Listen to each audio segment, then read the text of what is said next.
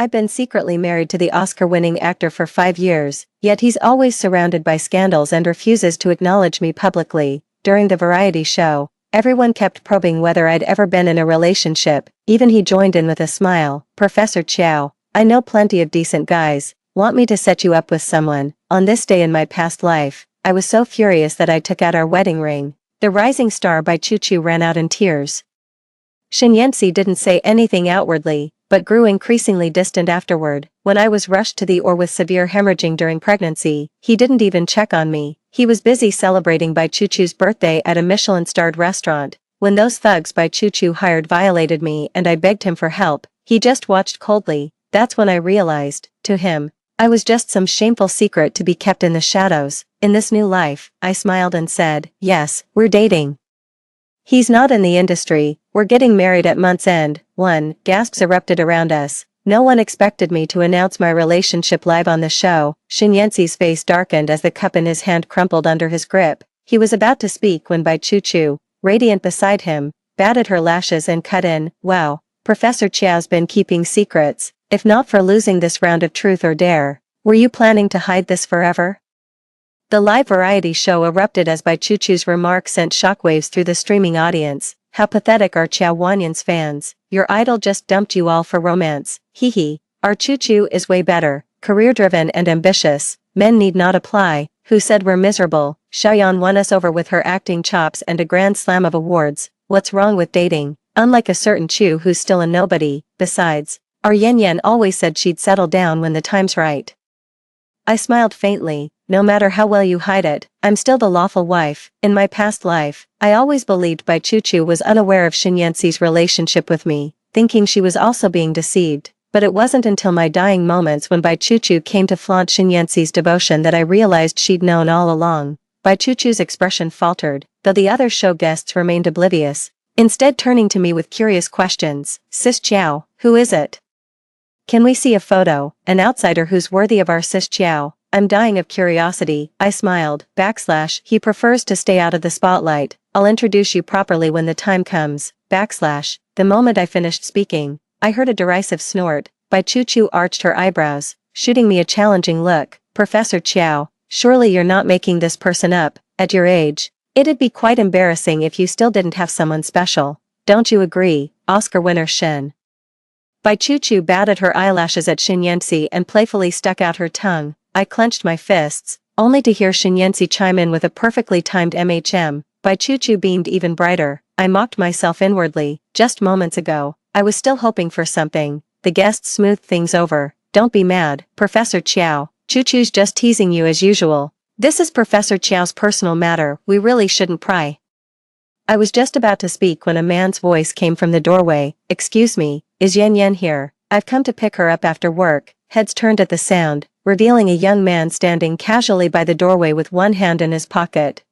His jet black hair, slightly wavy, swept across his temples. Sharp brow ridges framed a strikingly handsome face with porcelain pale skin. When our eyes met, I froze momentarily. He flashed me a warm smile. Yan Yan, off work now.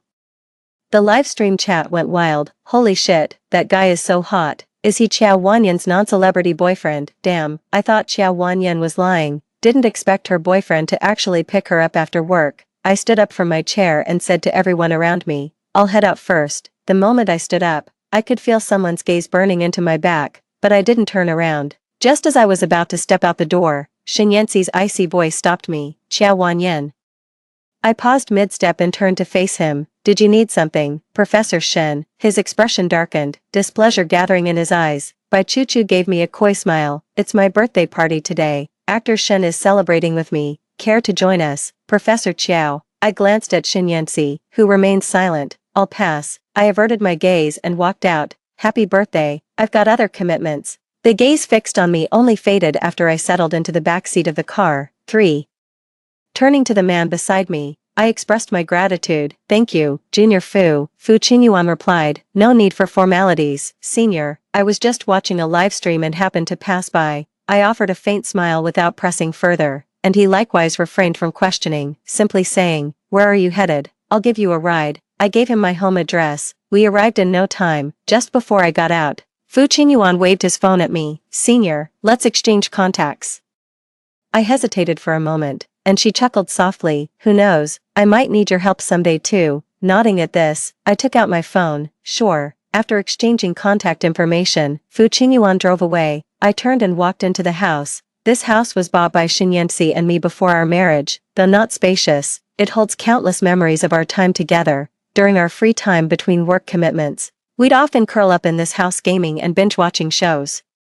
I didn't move to a new place after getting married, but these days, Xinyansi rarely comes home. The moment I stepped inside, my agent called, "Xiao Yan, check trending now, Xinyansi X by Chu Chu, relationship official." 4. What a perfect match. I thought Rebirth would bring me peace of mind, yet those few lines on the screen still stung my eyes. Xinyansi V. Everyone, meet my girlfriend, the one and only, at by Chu Chu, by Chu Chu. The future is long, and I'll walk every step of it with Mr. Shin.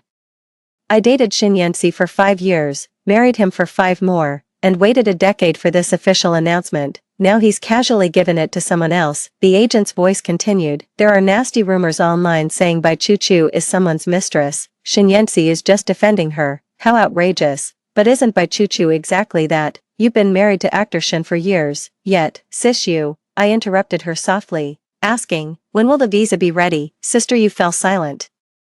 Have you really decided to quit the industry and go abroad? 10 years ago, I gave up my dreams because of Xinyansi. I nodded. Now, I won't let him hold me back from living my life. Xinyansi and I grew up together since childhood. 5. As an orphaned and introverted child living under others' roofs, I was often bullied by neighborhood kids. Xinyansi would always stand in front of me, shielding me and standing up for me, until that year when he turned 15, when his parents went bankrupt, jumped to their deaths, leaving him utterly alone under crushing debt. Shattered by the tragedy, he repeatedly contemplated suicide. It was I who held him through those nights, whispering comfort. We became each other's light in the darkness, clinging together for survival and solace. At 18, I received an offer from University abroad, the dream school I'd always longed for. Xinyansi didn't speak that day, just held my hand with red-rimmed eyes as we stood there all night. After that night, I turned down the acceptance letter and took a talent scout's offer instead, stepping into the entertainment industry. I'll repay Xinyansi's debts for him. He's still young with a long road ahead. Debts shouldn't weigh him down.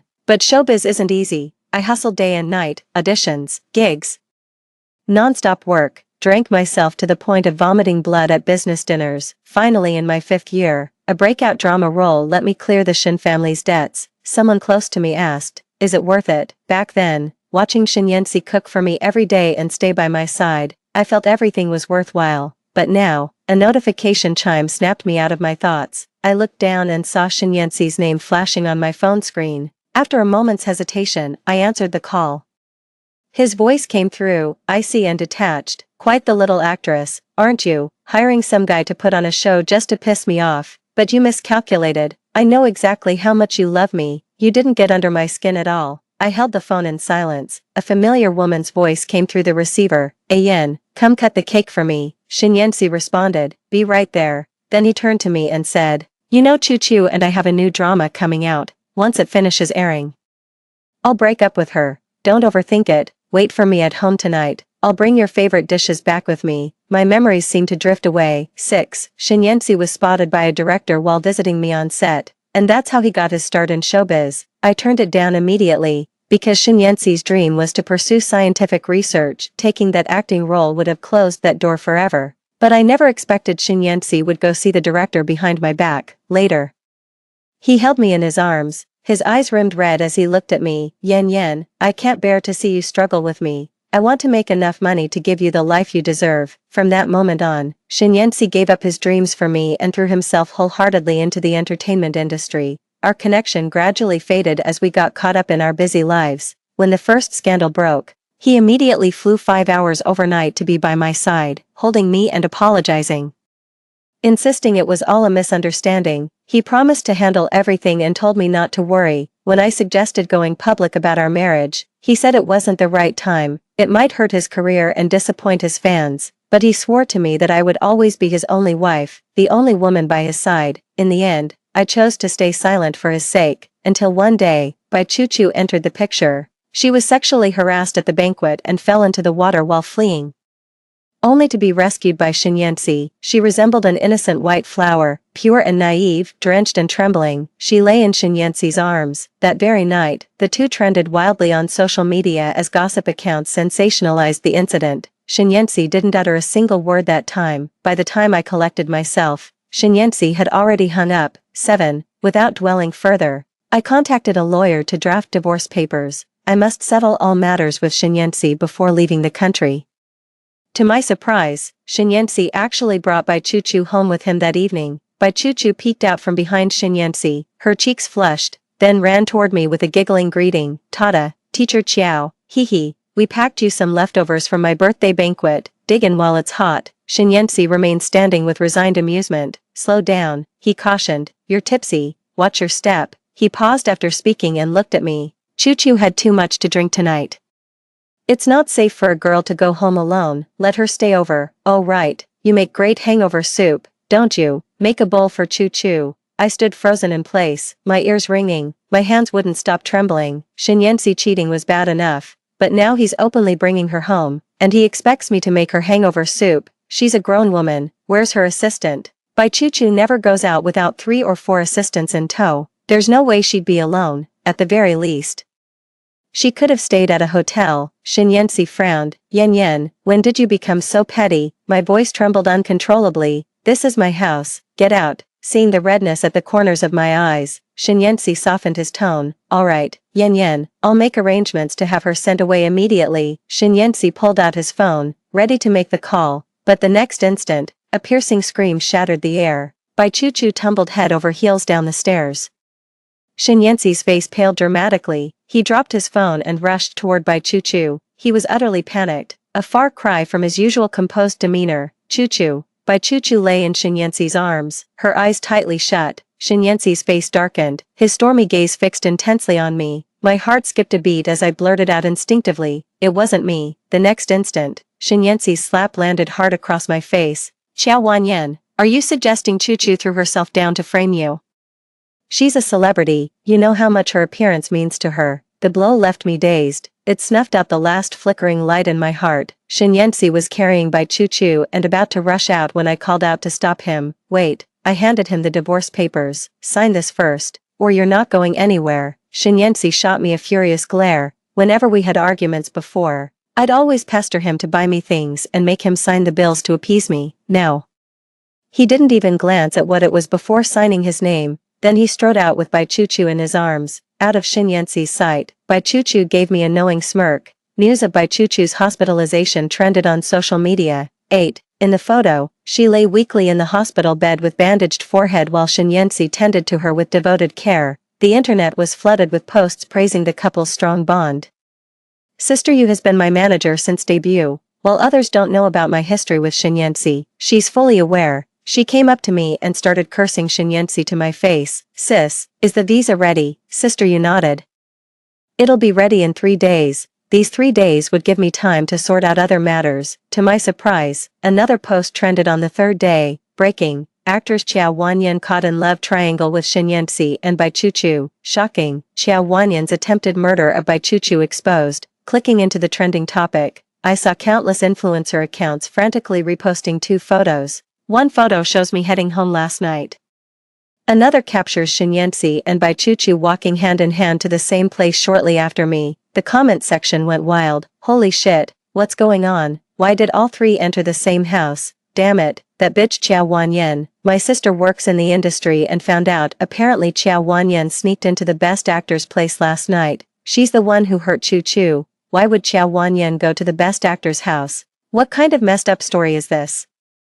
I can't even make sense of it. Stop spreading lies. Why would our Yen ever break into someone's house? The online arguments kept raging on. Just then, a trending comment shot to the top spot. Xiao Wanyan never had an outside the industry boyfriend. She made it all up. She's been obsessed with the film emperor for years. When he went public with Chuchu, Xiao got jealous, sneaked into his house beforehand, and pushed Chuchu down the stairs. I've got proof. Check my screenshots. Xiao used to be the film emperor's top fan. When Shinyansi first entered the entertainment industry with barely any fans, I visited his sets and even created burner accounts to boost his metrics and manage his fanbase. I kept all this completely under wraps, nobody knew except Shinyensi and me, but now, the evidence posted by this user hit me right between the eyes. With trembling hands, I called Shinyensi. He only picked up on the fifth ring. Shinyensi, it was you. There's no one else I can think of who would post those pictures besides Shinyensi. The other end of the line fell silent. After what felt like an eternity, I finally heard Shinyensi speak. Yen, you brought this upon yourself. Your remarks on the variety show led netizens to mistakenly believe Chuchu was someone's mistress, tarnishing her reputation and subjecting her to cyberbullying. Our public relationship announcement wasn't just for our new drama, it was primarily to salvage her reputation and atone for your mistake. I thought you'd show remorse, but instead you pushed her down the stairs. Shinyensi's words had me laughing till tears nearly streamed down my face. All this, for my sake. If she's not a homewrecker, then what is she? Some naive virgin saint. Xiao Wanyan, you're being utterly unreasonable. Jiang Yanxi's furious shout cut me off mid-sentence. Since things have come to this, I don't want your conflict to escalate further. Apologize to Chu, and I'll have her publicly declare her forgiveness. Let's consider this matter settled. Just like that, it's over. Easier said than done. As if Shinyensi had never set foot in the entertainment industry, I tilted my head back to hold back tears, about to say something to Shinyensi when another voice came through the phone. Mr. Shen, Chuchu's awake and asking for you. I'm coming right now. Shinyensi responded urgently. When I checked my phone again, the call had already ended. Shinyensi hurried toward Bai Chuchu's hospital room. 9, midway there, he seemed to remember something and stopped, turning to instruct his assistant. Did you get that necklace I asked you to buy earlier? The one Yen mentioned she had her eye on. The assistant nodded. Have it delivered to Yen. Shinyensi knew Qiao Wanyan carried quiet pride in her heart. If she had to bow to Bai Chuchu, she'd definitely feel wronged, but there's no helping it. When you make mistakes, you face the consequences. Luckily, Yen is easy to appease. Back when she got upset, buying her a little something would always cheer her up. By the way, isn't there a matching bracelet too? Give it to Chuchu. When Shinyensi sent someone to deliver the necklace, Sister Yu was showing me Bai Chuchu's live interview. 10. In the video, she lay in a hospital bed while Shinyensi gently tucked the blanket around her. The reporter asked, Teacher Chuchu, have you seen the online discussions these days? Did Qiao Wanyan really fail to come between you two, then push you down the stairs? Bai Chuchu forced a smile. Don't blame Yen. After all, ACI is outstanding and has many admirers. The reporters were outraged. So it's all true. How is Qiao Wanyan's behavior any different from a stalker fan? Disgusting. How does someone like her deserve to be an award-winning actress? Bai Chuchu gave a tired smile without responding, clearly exhausted. The media noticed her bracelet and gasped. That bracelet looks familiar. Isn't it the one from the European Royal Collection auctioned recently? I heard it came as a set with a necklace. Bai Chuchu's glance at Shinyensi spoke volumes to the media. Shin the movie Emperor and Chuchu are rock solid. No homewrecker stands a chance. Sister Yu finally snapped, cursing at her phone screen at the top of her lungs. The assistant Shinyensi had arranged was promptly shown the door by Sister Yu. The company backing me isn't some pushover. Whenever I'm not filming, I always go home, so the security guards have plenty of photos of me coming and going. The company coordinated multiple influencer accounts to post simultaneously. Isn't this Qiao Wanyan's place? We see her coming back all the time. Unlike a certain award-winning actor who's barely around.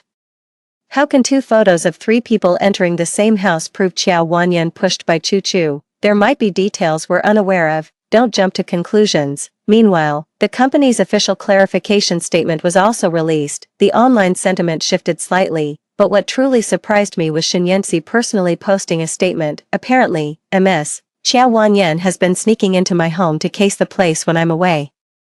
The accompanying image shows a property ownership certificate. At that moment, I felt blood rushing to my head in fury. 11. My mind buzzed violently as my vision blurred. Before clearing Shinyensi's debts, we squeezed together in a cramped rental apartment. After paying off the debts, worried he might feel left out, I put his name on the property deed when buying this house. Back then he smiled and told me, Yen, don't overthink it. I believe in what we have. But now, our love has turned into a knife stabbing me in the back. Hit me with your best shot. Sister Yu lost it too. She never expected Shinyensi would go this far. Marriage certificate. Marriage. Flaunting the marriage certificate. Yen, where's your marriage license? Shinyensi took it away. He's the one who keeps all these things. On our wedding day, Shinyensi was overjoyed. He kissed our marriage certificates several times. He said he'd frame both marriage certificates to preserve them properly. Sister Yu fell silent. After a long pause, she asked, Yen Yen, have you really been together for 10 years? A bitter smile tugged at the corner of my mouth. My phone buzzed with a new message at that moment. Need any help? It was from Fuchin Yuan. Thanks, but I'm good. After turning off my phone, I handed Sister Yu a USB drive. Sis Yu, let's post this. There are security cameras in that house. Shin Yancy doesn't know about it. 12. I'm not someone who enjoys being on camera.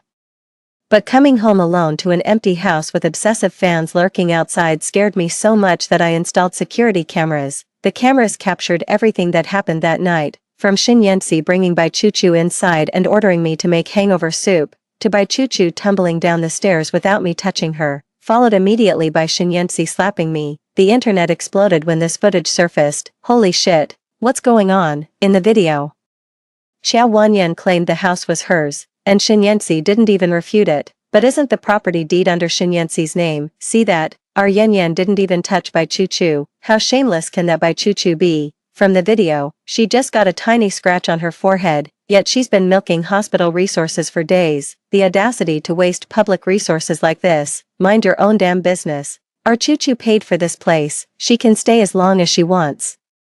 Is Shin Yancy that brainless? He just swallows Bai Chu's lies whole. Pathetic excuse for a man. If he's not using his brain, he might as well feed it to the dogs. Dog, EW. No thanks. Our Chu is the best actor's girlfriend. Who else should he side with? Frankly, seeing him protect his woman was downright hot. What's really going on between these three? What the hell happened? Sister Yu scrolled through online comments, reading them aloud to me while cursing Bai Chu in her fury. She even started cursing Shin Yancy. After the outburst, she suddenly paused and looked at me. I smiled faintly. It's fine, there's nothing between us anymore. Bai Chu responded surprisingly fast, immediately posted a clarification statement. Apologies for taking up public attention. That night, ACI was celebrating my birthday with me. I got carried away with happiness and accidentally drank too much. Worried I might get into trouble walking home drunk. ACI took me back to his place for the night. To our surprise, we ran into Wan Yen there. She seemed mentally unstable at the time, insisting it was her house and demanding we leave. Sensing she might be distressed, ACI tactfully asked Wan Yen to make some sobering soup, really just giving her an excuse to exit gracefully. I remember feeling pushed from Wan Yen's direction, which turned out to be a misunderstanding. I owe her an apology for that. What shocked us more was discovering she'd secretly installed cameras in the house, in the hospital room. Bai Chu's face twisted with rage after posting the message. That bitch Xiao Wanyan, who knew she'd pull such a dirty trick. 13. When she saw Shin Yancy enter through the door, her eyes immediately welled up with tears. ACI, this is all my fault. I was drunk that night and never meant to cause such a huge misunderstanding. I'll go apologize to Sister Wanyan right now. Shin Yancy had come intending to confront Bai Chu, but hearing her explanation and seeing her reddened eyes, his anger dissipated. No need to apologize. You're still recovering from your injuries. I'll talk to her. Just focus on resting. Bai Chu nodded. You're so kind, ACI. I hope this won't affect your relationship with Sister Wanyan. Shin Yancy took out his phone and called Xiao Wanyan. But after 4 or 5 attempts, there was still no answer. Shin Yancy's brows furrowed tightly. He knew Xiao Wanyan was giving him the silent treatment again. He called Yu Tian, but she didn't pick up either. Just as Shin Yancy was growing agitated, another post topped the trending list. Xiao Wanyan, there'll be time ahead. See you all when fate allows. The attached image is your retirement announcement. Shin Yancy's pupils constricted violently. A terrible premonition surged through him. Yen Yen, what are you doing? How could you retire without discussing it with me? Don't you remember we're married? How dare you make this decision alone? Xiao Wanyan, answer my call right now, or I swear I'll lose my temper. Shin Yancy only realized he'd been blocked after sending 2 texts. For no apparent reason, panic began creeping into his heart. Bai Chu saw Xiao Wanyan's retirement announcement too. Her eyes widened before overwhelming joy surged through her. All these years in the entertainment industry, Xiao Wanyan had constantly overshadowed her at every turn. That bitch actually quit the industry. She'll be drowning in offers from now on. But Bai Chu still had to put on an act. Tears streaming down her face, she bolted barefoot from the hospital bed. ACI, why did Wanyan Jia leave the industry? Did I upset her? Her pitiful expression tugged at everyone's heartstrings. In the past, Shin Yancy would have scolded her for neglecting her health when seeing her like this. But now Shinyensi just felt an inexplicable irritation, yet still spoke patiently. This probably has nothing to do with you, she's just proud by nature, you should go back to your hospital bed and rest. Bai Chu shook her head tearfully, no, it must be my fault, ACI, take me to see Yen Yen, I need to apologize to her. Just as Shinyensi was about to speak, his agent suddenly called, Yensi, your secret marriage has been exposed. Shinyensi's eyes widened in shock. And Bai Chu standing nearby heard it too, her heart skipped a beat. Just before boarding the international flight, I snapped a photo of the divorce papers and posted it online. In response to netizens asking what document I made Shinyensi sign in the video, it was divorce papers. 14. I owe you all an apology for lying on the show. I never had an outsider boyfriend, just an ex-husband I was married to for 5 years. The house was bought with my money, but the deed carried his name. After posting this, I turned off my phone and boarded the plane. Little did I know, I'd run into someone familiar during that flight. Senior, what a coincidence. Fu Qingyuan, wearing a baseball cap, waved at me. He glanced at his boarding pass and said, Senior, I'm sitting next to you. I nodded and stood up to let him take the window seat. We remained silent throughout the journey. After landing, Fu Qingyuan turned to me and said, where are you heading, Senior? I tightened my grip on the bag.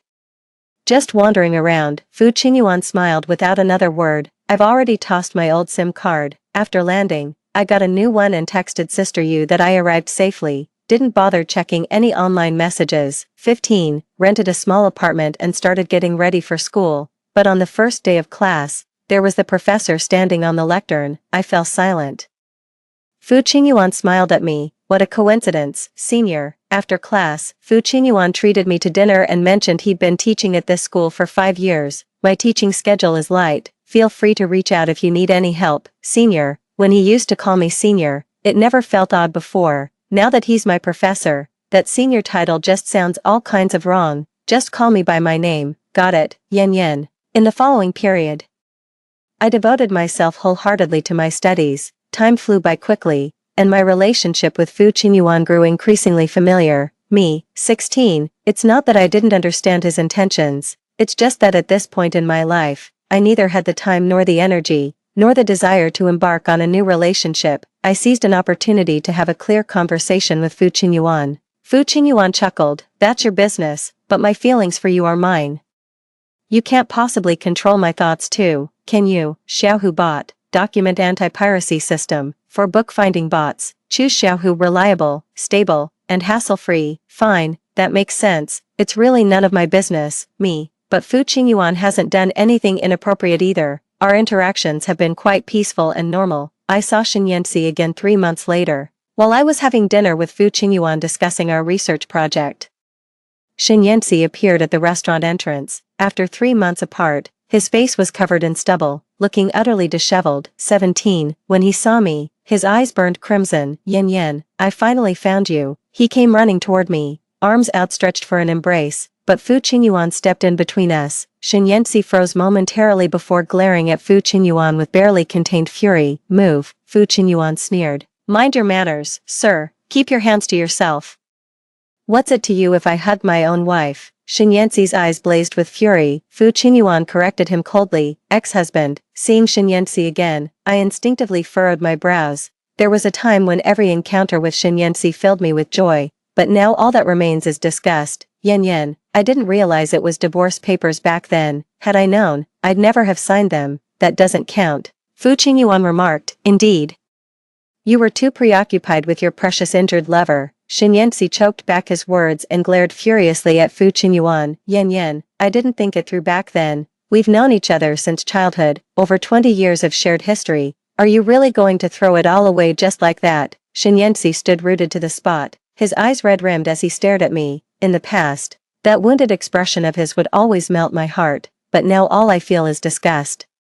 Fu Qingyuan sneered, clearly you weren't thinking straight, too preoccupied with your little mistress to spare a single thought for our Yen Yen. Enough, Shinyensi snapped, his patience gone. Mr. Fu, my marital affairs are none of your concern. With a corporation of your scale to manage, you'd rather waste time meddling here. Shinyensi studied Fu Qingyuan through narrowed eyes. Sounds like someone's got ulterior motives. Fu Qingyuan replied, exactly, I want to pursue Yen Yen.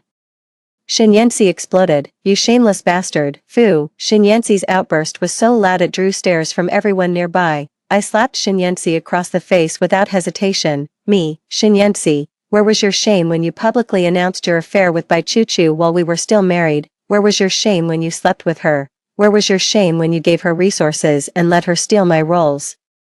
Where was your shame when you two conspired to ruin my reputation online and tried to destroy me? The color drained from Shinyensi's face instantly. His lips trembled as he spoke. No, Yen Yen, I never wanted to destroy you. You're my wife. I didn't. You knew all along. Yes, I know everything. Bai Chuchu told me herself. In my past life, Bai Chuchu came to gloat right before I died, so that's why you, Yen Yen, I'm sorry. It's all my fault. I was just drunk that day. I swear it only happened once. I never meant to hurt you. Fu Qingyuan, you did this on purpose. Enough. Shinyensi, whether it was intentional or not doesn't matter anymore. I stared at him. Because you've made me sick, physically sick. Let's finalize the divorce when you have time. Without another word, I grabbed my things and left the restaurant. I'd eaten enough anyway. Fu Qingyuan followed close behind me. After that incident, I never saw Shinyensi again. I reached out several times about finalizing the divorce paperwork, but he never responded. Just as my patience was wearing thin. Sister, you called me. 18. Shinyensi is behind bars now. He pushed Bai Chuchu off the high-rise. Me. What the? Sister, you showed me a video clip. In the video, Shinyensi was confronting Bai Chuchu. We agreed not to tell Yen Yen. Why did you break your word? He slapped Bai Chuchu across the face before grabbing her by the throat. Bai Chuchu pleaded desperately, insisting she hadn't broken their agreement, but Shinyensi refused to believe it. He pushed Bai Chuchu down the stairs. Didn't you falsely accuse Yen Yen of pushing you before? Well, now it's real, except I'm doing it in her place. The building wasn't exactly low, but neither was it particularly high. Bai Chuchu was simply unlucky to have run into that concrete nail. The nail hit a nerve, leaving her instantly paralyzed. Her affair with Shinyensi had already ruined her reputation and drained her savings in breach penalties. Now paralyzed, she couldn't even afford medical treatment. Her parents outright abandoned her. Shinyensi was imprisoned for intentional homicide. When I heard the news, I was surprised but not shocked. Family misfortunes had long twisted Shinyensi's psyche. In the past, I refused to give up on him and kept trying to pull him back. Sister, you turned to me and said, back when fans were bashing you, after realizing they'd been played by Bai Chuchu and Shinyensi, many actually stalked those two and pelted them with rotten eggs. Right now, some fans even tracked down Bai Chuchu's hospital room, cursing her for deserving it, throwing spoiled cabbage at her. With no caretakers and her being immobile, she just had to endure it. By the time medical staff noticed, the stench on her was unbearable. Plenty of fans are also asking if you plan to return to showbiz. What do you think? I smiled and said, I'm not going back. My life here is just fine, though I've lost my family. I've made many new friends at this new school. My new life is just beginning. Fu Qingyuan. Side story. I first met Xiao Wanyan during my freshman year of college. She was bright and cheerful, serving as the student union vice president. 19. I'd often see her feeding stray animals by the roadside.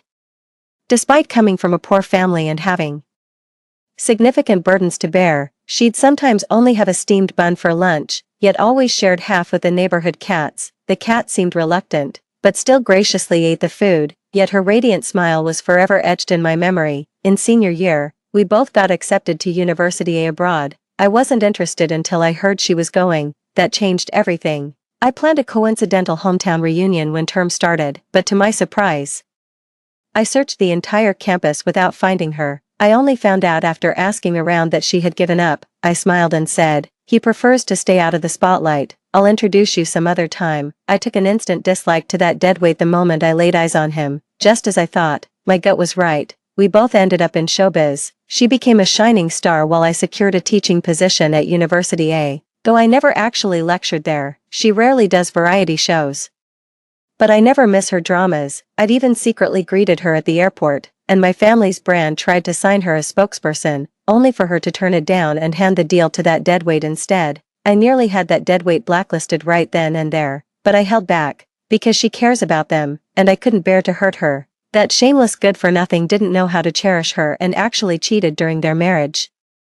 When I saw her being bullied during the livestream, I couldn't hold back and stepped in to help her out, but she kept her distance from me. Still, I was thrilled because I finally got her contact info. We were connected in college, but she abandoned that old account, but I never expected that deadweight and that shameless little viper would go so far, relentlessly smearing her reputation. I couldn't help reaching out directly, wanting to help her, but she said she didn't need it.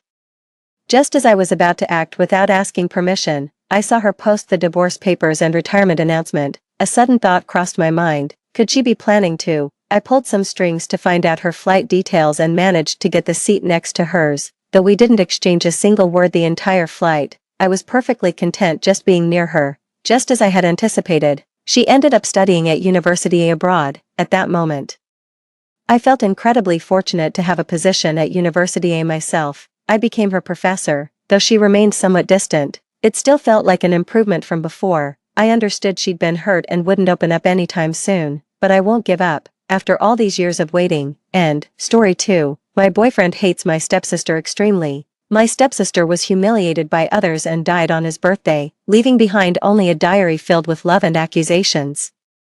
My boyfriend called her disgusting, but soon after, he framed my mother and got her imprisoned. And then he imprisoned and tortured me. He found people to humiliate me. His eyes were filled with crazy hatred. Ruoro just wanted to stay by my side. Why couldn't you tolerate her? When I woke up again, I went back to the day when he publicly humiliated my stepsister and then confessed his love to me. 1. Luo. I like you. Can you be my girlfriend?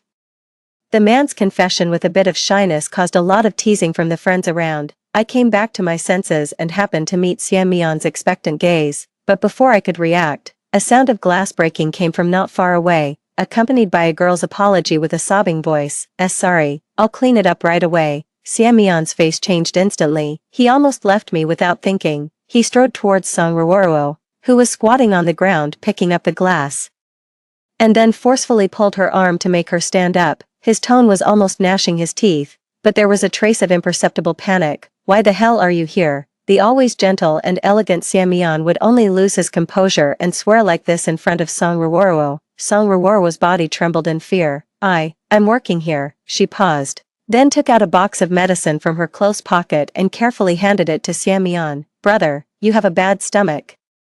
I prepared the medicine for you in advance. Song Ruoro, aren't you being cheap? You're coming here on your own to get scolded. Xian Mian raised his hand and slapped the medicine out of Song Ruoro's hand, his tone full of disgust. Get out of here. Don't embarrass yourself here. I don't know if it was because she had been squatting for too long and her legs were numb, but Song Ruoro fell to the ground because of Xian Mian's action. Her palm landed on the glass shards, and it was bleeding profusely. She let out a soft cry of pain and then looked up at Xian Mian with red eyes. This scene was very familiar. It was so familiar that I realized almost the next second, I was reborn. In my last life, Xian Mian also showed such an extremely disgusted look towards Song Ruoro in front of me. He even told Song Ruoro to die countless times, until Song Ruoro really died on the way to give him a gift. She was lying in a dirty alley with her clothes in disarray. When sorting out the belongings left behind, Song Ruoro's mother gave Xian Mian a diary with red eyes. The diary was filled with Song Ruoro's deeply hidden love for Xian Mian, and accusations of all kinds of warnings and domineering behaviors that I carried out behind her back. So, Xian Mian believed that I had killed Song Ruoro out of jealousy. He coldly called Song Ruoro disgusting and burned the diary in front of me. But soon after, he began to take crazy revenge on me. First, he framed my mother and got her imprisoned. Then he imprisoned me and tortured me with all kinds of means. The day I died happened to be his birthday. It was also the anniversary of Song Ruoro's death. Xian Mian found people to humiliate me, his eyes full of hatred. Ruoro just wanted to stay by my side. Why couldn't you tolerate her so much? But I didn't make it easy for Xian Mian either. Before I died, I bit off one of his ears, but fortunately, I was reborn. I went back to the day when Xian Mian publicly humiliated Song Ruoro and then confessed his love to me. Everything hadn't started yet. 2. Medicine. Where did you get the money to buy such expensive medicine? Could it be that you used the same means as your mother? Xian Mian sneered. He had always spoken to Song Ruoro so harshly, so in my last life, I really thought that Xian Mian truly hated his stepsister. Sure enough, Song Ruoro's face turned pale. She looked at Xian Mian helplessly and in shock, and shouted with a sobbing voice, I'm not that cheap. But this time, I noticed that Xian Mian's gaze subconsciously avoided, and there was a trace of heartache in his eyes, as if he was regretting it. I sneered. No one present stopped Xian Mian, because everyone knew that Xiamian hated his stepmother who had become his father's wife after being the mistress. He also hated the burden that his stepmother brought into the Xia family. That is, Song Ruoruo. But in Song Ruoruo's diary in my last life, it was me who led all of this. It was me who excluded and bullied her with all my friends in the circle, making her gradually despair. This was also one of the reasons why Xiamian hated me. So I looked at Song Ruoruo who was crying softly and walked towards her on my own initiative. I asked kindly, "Are you okay?" I helped her up and then glared at Xiamian. "Xiamian, you're going too far. Why don't you take Miss Song to put some medicine on her?" Wound quickly. As soon as these words were spoken, everyone was stunned. 3. Everyone knew that Xiamian and I were childhood sweethearts, and today, it was the day when Xiamian confessed his love to me in front of all our friends. It was also my birthday. He frowned subconsciously. "Luo, don't be angry, I'll make her leave right away." Xiamian thought I was speaking ironically. After all, everyone thought that I really didn't like Song Ruoruo always pestering and flattering Xiamian. But she couldn't be driven away, so Xiamian softened his tone and chuckled to coax me. "Today is your birthday, I won't let anyone disturb you." As he was speaking, he was about to drag Song Ruoruo out, but before I could speak, Song Ruoruo's voice suddenly rang in my ear. "System, what's going on? Why is the female lead suddenly being nice to me?" I was stunned and subconsciously looked at Song Ruoruo. She didn't open her mouth, probably because she was pulled painfully by Xiamian. She was lowering her head and sobbing softly. But the voice I heard was completely different from the weakness she showed. "Forget it, she's just an insignificant supporting character. As long as I have that medicine, I will definitely win the male lead tonight." Song Ruoruo's tone was full of confidence. "Wait a minute," so I immediately stopped Xiamian. Pretending not to see his body stiffening instantly, I smiled at Song Ruoruo. "Today is my birthday, can I invite you to my birthday party?" Xiamian's face froze. Song Ruoruo subconsciously looked at Xiamian's reaction. She rarely went against Xiamian's will, but Song Ruoruo really wanted to succeed this time, so she quickly lowered her head and softly agreed, saying okay. I chuckled. The smile didn't reach my eyes. Rather than letting these two people do something where I didn't know, it would be better to keep them right under my nose. 4. I had booked these 2 floors of the hotel, perhaps because I didn't accept his confession immediately, or perhaps because Song Ruoruo stayed. In the following time, Xiamian kept drinking. I didn't stop him and was happy to see it happen. Song Ruoruo kept whispering beside Xiamian, advising him to drink less, but she was pushed away impatiently by Xiamian. But no one noticed that Xiamian always carefully avoided Song Ruoruo's injured hand. Even when he noticed that Song Ruoruo was about to bump into the waiter's cart, he quietly pulled her closer to him, and then he impatiently shook her off. No one noticed the strange atmosphere between the two of them. I smiled and secretly asked someone to serve more high-concentration alcohol. It was time to cut the cake. I distributed the cake to my friends, including Song Ruoruo. But when Xiamian noticed the cake that Song Ruoruo got, his face froze. And he reached out and knocked the cake over without thinking. The commotion was so loud that everyone subconsciously looked over. Xiamian subconsciously explained, "She's allergic to almonds." As if realizing that his behavior was too extreme, his eyes darkened, and he calmed down. Then he sneered, "She's allergic to almonds. I'm afraid that if she eats it and dies, the old man will come to me for trouble." His expression was as disgusted as ever, but I saw Song Ruoruo's eyes light up with a bit of complacency that she was determined to succeed. 5. Xiamian was drunk. He leaned on me, his tone coquettish and with a trace of small complaint. "Luo, why didn't you agree to me?" But before I could answer, Xiamian started self-reflecting. "It must be because I'm not good enough." So Luo is hesitating. He sounded a bit aggrieved. Xiamian and I were childhood sweethearts. The always proud young master of the Xia family would only lower his head for me. And because of my words I like it, he took great pains to practice his cooking skills. He once told everyone with bright eyes that I was the girl he most wanted to marry, so everyone thought that we were the most suitable couple. I also thought so in my last life, so even though Song Ruoruo often appeared beside Xiamian and me, I didn't take her seriously at all, until later Song Ruoruo died. I also clearly realized that for Xiamian, wanting to marry didn't mean loving the most. And the two could even coexist. I turned my head and looked at Xiamian who was leaning on my shoulder. He was completely different from the gloomy and vicious Xiamian in my memory who wanted me to die, so I smiled and said, "How could that be? You're very good. It's just that I have some things to deal with." My tone was casual, but Xiamian was coaxed into being happy and said that I was the best in a clingy way. But he was so drunk that he didn't even know when the person beside him had changed. I have something urgent to deal with. I can only trouble Miss Song to send me on to the room. I noticed that Song Ruoro was following me intentionally or unintentionally, so I stopped her. I handed her the room card and spoke with an apologetic tone. Song Ruoro had originally been secretly jealous and staring at the intimate actions between me and Xiamian. When she heard these words, she was stunned for a moment, then quickly lowered her head and held back the smile at the corner of her mouth.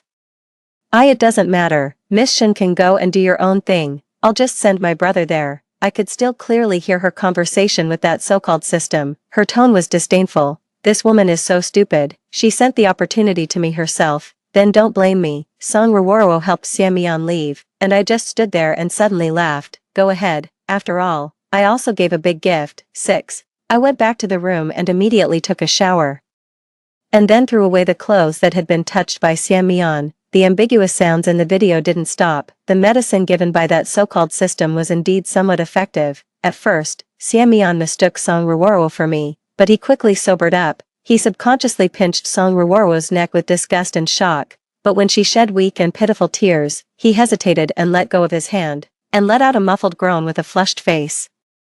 This gave Song Ruoro the opportunity to continue, so the scolding and crying gradually turned into ambiguous gasps. I glanced at it and then turned my eyes away in disgust. Later, as soon as I got up, the door was banged. The sound was urgent, as if it was accidentally bumped into. I opened the door to take a look and only saw a figure leaving in a hurry. It was as if there was some fierce beast chasing behind. I couldn't see it after it turned the corner, but that familiar figure made me widen my eyes suddenly. Before I died in my last life, I also saw someone desperately pushing everyone aside and running towards me, but I was in so much pain that I didn't see clearly who it was. At my feet lay a beautifully wrapped birthday gift. Quietly, without thinking, I chased after it and took out my phone, trying to control the trembling in my voice. Help me, stop someone. 7. The person was stopped at the gate by the bodyguards. When I arrived, he had his back to me and was fighting with the bodyguards who were stopping him. His movements were fierce, and he hardly considered whether he would get injured. Stop. The moment that person heard my voice, he stiffened suddenly, like a fierce dog that immediately stopped all its actions after receiving the owner's command. He waited obediently and nervously. Am I going to eat you? Why are you running so fast? I walked forward quickly, angry and anxious, but the words I wanted to use to educate him got stuck suddenly when I saw the familiar attire. I widened my eyes. Xie Shishu, the illegitimate son of the Xie family. After being recognized by me, Xie Shishu almost instinctively lowered the brim of his hat. He turned around in a panic and confusion, and his voice faintly carried a choking plea. Why you don't look at me, please? So I stopped all my movements. Why can't I look at you? As soon as the words were spoken, Xie Shishu's overly thin back stiffened suddenly. After a long while, I heard this person speak extremely difficultly. Each word seemed to be squeezed out desperately from his chest, and it carried a gentle despair. Ugly. I'll scare you. This time, it was my turn to be stunned. 8. I wasn't familiar with Xie Shishu, probably because he was an illegitimate son. Xie Shishu was so dull that he could be called gloomy.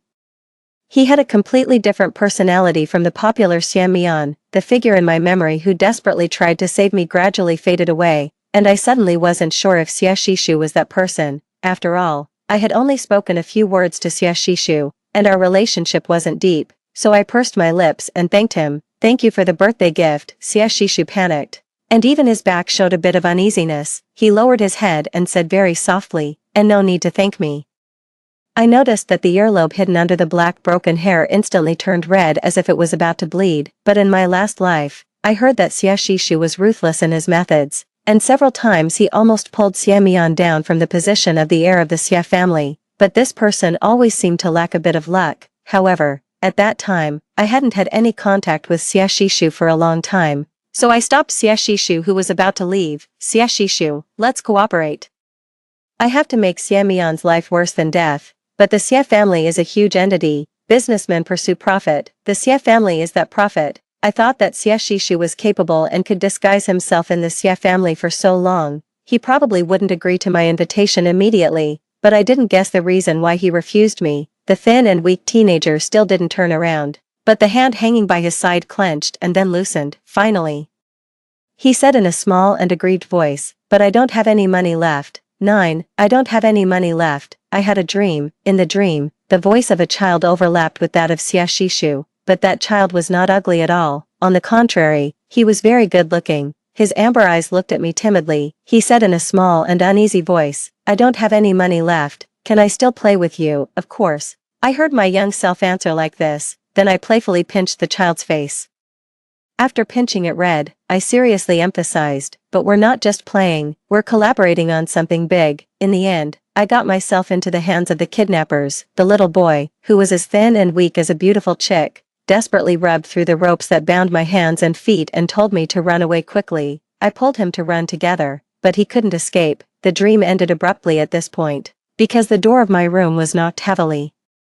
Accompanied by Xiamian's hoarse voice, "Luo Luo, are you in there?" 10. Xiamian had obviously just gotten out of Song Ruoro's bed and then came to find me in a hurry. He asked me indirectly. Only after finding that there was nothing abnormal did he heave a sigh of relief. "I still have some things to go back and deal with first." Xiamian spoke with an apologetic tone. He paused and then looked at me very affectionately. "But Luo Luo, I still hope you can seriously consider the matter between us." I held back my nausea and lazily replied, "Okay." After Xiamian left, I didn't rush back but waited quietly for a while. Not long after, the door of the room next to his opened. It was Xiamian's friend, Xue Minghui. When he saw me, Xue Minghui couldn't help clicking his tongue several times. His tone was ambiguous. "You two really had a wild time last night. I couldn't even sleep peacefully next door." Of course, he couldn't sleep peacefully, after all. I specifically arranged a room with the worst sound insulation for those two people. I sneered and frowned, pretending not to understand. "What do you mean by having a wild time? I was very tired yesterday and went straight to bed as soon as I got back to my room." Xue Minghui realized something was wrong belatedly, and his face froze. Before he could speak, I asked again, "By the way, do you know where Miss Song has gone?" "Song Ruoro." "Yeah." I showed an apologetic expression. "I was supposed to send Mian back to rest last night, but something came up at the company, so I asked Miss Song to take care of Mian." Later, after I finished dealing with the matter, I realized that I forgot to give Miss Song her room card. I don't know where she stayed so late last night. At this moment, Xue Minghui's face darkened so much that it seemed as if ink could drip from it. "I only found out in my last life. After Song Ruoro's death, that Xue Minghui liked Song Ruoro. He hid it very well, just so that when Song Ruoro was in deep trouble, he could appear in front of her as a savior." So Xue Minghui had never stopped Xiamian from bullying Song Ruoro. He even fanned the flames in front of Xiamian intentionally or unintentionally. But before he could make his appearance, Song Ruoro died. Later, under Xiamian's deliberate guidance, Xue Minghui also believed that I had schemed to kill Song Ruoro. So these two people joined hands to carry out the so-called revenge on me. But now, the allies from my last life were about to turn against each other. Xue Minghui left in a hurry with a gloomy face even before he could make excuses for his good brother. I curved my eyes and smiled, but when I turned around, I was suddenly stunned. Xia Shishu, 11, he was still wearing black clothes. Black pants, a black duckbill cap, and even a black mask, hiding in the corner. I didn't know how long he had been there. I suddenly remembered that Xia Shishu in my impression always seemed so unremarkable. "When did you come?" I walked towards him with a casual tone. "Last night." After Xia Shishu left in a hurry with the words, "But I don't have any money left," he didn't give a definite answer. When he saw me walking over, this person instinctively wanted to step back. But he was so scared by my words, "If you dare to take a step back, I'll strip off your clothes," that he stopped in his tracks abruptly. The earlobe exposed outside was so red that it seemed as if it was about to bleed. Xia Shishu stammered, "He's not a good person. Don't agree to him. I saw Song Ruoro enter his room last night and she didn't come out all night." It was obvious who this he was. When he saw me raise my eyebrows, Xia Shishu was worried that I wouldn't believe him and said anxiously, "Really? I saw it with my own eyes." "You saw it with your own eyes?" I was stunned. "You've been waiting here all night." I realized belatedly that Xia Shishu's all-black attire wasn't because he liked to dress like this. It was because he simply didn't have time to change his clothes. My expression became complicated. Just as I was about to say something, I saw Xia Shishu take a small half-step back. He lowered his head and said very softly, "Why you don't come any closer?" As if afraid that I would think too much, this person raised his head again and explained to me in a hurry, "I don't dislike you. I just haven't had time to change my clothes. I'll smell bad." The last half of the sentence was said very softly and embarrassingly. He was clearly half a head taller than me, but at this moment, He was as flustered and helpless as a child who had made a mistake. I suddenly thought of the dream I had. I thought of the little boy in the dream who was overly delicate in appearance but very shy, so a sentence blurted out, "Xiaxishu, can I see your face?" Xiaxishu had always been wearing a mask, and in my last life, he went abroad early. When he returned to the country, I had already been imprisoned in the dark basement by Xiamian. It seemed that I had never known what Xiaxishu looked like, but as soon as the words were spoken, Xiaxishu's body stiffened suddenly. Even the redness on his earlobe faded away instantly. The aura around him became as silent as a stagnant pond. I remembered the conversation last night and guessed that he should have some unspeakable difficulties. Immediately, I felt a bit apologetic. "Sorry, I was being rude." "It's okay." Xiaxishu gently shook his head. He slowly and stiffly raised his hand, as if he was going to take off his mask. "It might be a bit ugly. I hope it won't scare you, Xiaxishu." I stopped him and smiled with curved eyebrows. "Thank you for the reminder." 12. I stopped Xiaxishu from taking off his mask, but I kept it in mind and asked someone to investigate what had happened to Xiaxishu. I don't know why. After meeting Xiaxishu for the second time, the thought in my heart that Xiaxishu is the person from my last life became stronger and stronger. Xiaxishu's information was overly simple, but I saw a photo of Xiaxishu when he was a child. He looked exactly the same as the boy in my dream, but I don't know why. I had no impression of this face at all, so I thought of the kidnapping in my dream again. "You were kidnapped when you were a child, and later Xiamian brought you back." "Xiamian." I was stunned and didn't react for a moment. "Why don't I have any impression of this? You had a serious illness after you came back. At that time, you were still young, so it's normal not to remember these things." My mother rolled her eyes at me while applying a facial mask. "Otherwise, why do you think our family is so close to the Xia family? It's not because their son saved your life." I thought that the son of the Xia family might really have saved my life, but that person definitely wouldn't be Xiamian. "I heard that you invited Xiamian's little sister on your birthday." My mother didn't look at me, so I realized that my little tricks hadn't been hidden from her. Sure enough.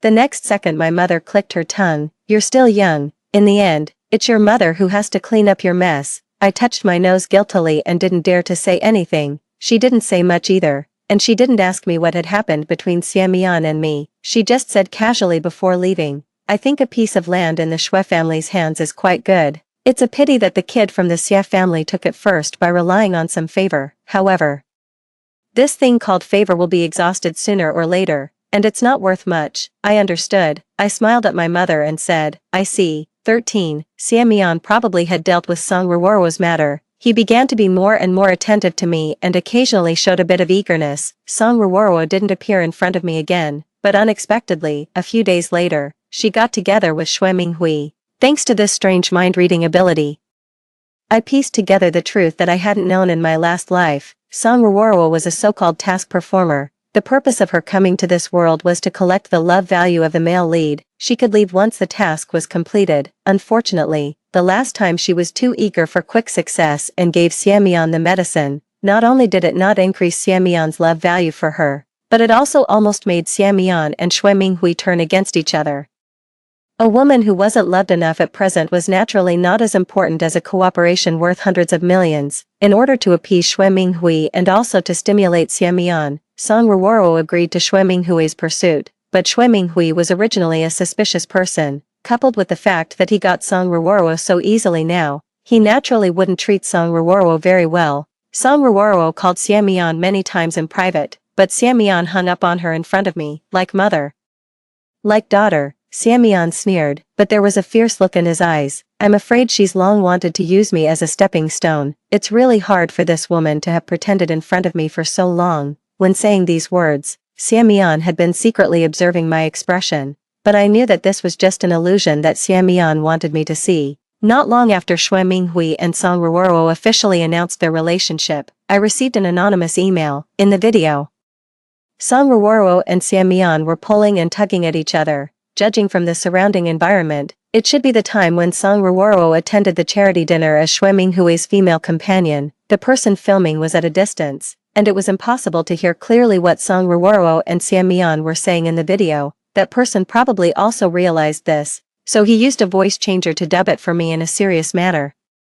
It was somewhat comical. Xiamian pinched Song Ruoro's neck. The person dubbed, "Is it fun to use me as a stepping stone, Song Ruoro?" Aren't you really afraid that I'll play with you until you die? In fact, Siamian had said a lot, but I guessed it wasn't anything good, so the person who dubbed just vaguely skipped over it. Song Ruoro didn't resist either. She just tilted her head slightly and looked at Siamian stubbornly with her red eyes. Siamian fell for this. When I was imprisoned in my last life, Siamian recalled this delicate yet strong appearance of Song Ruoro in front of me countless times. He called me a poisonous woman and said that my love for him made him feel disgusted, but from beginning to end, it was Siamian who had been pursuing me. Sure enough, in the video, Siamian released his hand hesitantly, then he kissed her as if to vent his emotions. Biting Song Ruoro's lips with red eyes, Song Ruoro tilted her head back to bear it. And a tear that was just right rolled down her cheek. Then, this kiss that was originally just for venting gradually changed its taste. Siamian's hand reached into Song Ruoro's dress. This probably scared the person filming. A slightly red hand flashed quickly in the shaking camera, but it soon disappeared from view, so I couldn't help but sigh. It turned out that when some people were shy, their whole bodies could turn red. The camera focused on Siamian and Song Ruoro again. Both of them still had some rationality left. Song Ruoro finally sobbed and explained that she had done this to ensure the cooperation between the Xie family and the Shui family could proceed. This explanation stunned Siamian, especially when Song Ruoro revealed the red marks on her thighs. Siamian completely lost control of his furious emotions. He said, "Do you think I'll believe you?" But under Song Ruoro's intentional or unintentional seduction, he completely fell apart. It was not until someone came that the two of them reluctantly separated, then they left one after another, pretending that nothing had happened. It was at that charity dinner that Siamian bought an expensive pink diamond. When donating to the charity home, Siamian also said affectionately to the camera, "The girl I like has the kindest heart, and I also hope she will like the gift I gave her." Everyone tacitly assumed that Siamian was talking about me, even though I wasn't present. Many of my acquaintances sent their blessings in advance, and now, Siamian was holding that pink diamond and confessing his love to me. This time, he didn't ask his friends to witness it, saying that he didn't want to be disturbed by other irrelevant people, so I lowered my eyes and looked at it for a while, then curved my lips. Okay, 14. Siamian was overjoyed. Without saying a word, he wanted to contact the two families to have a meal together. He hugged me and sighed.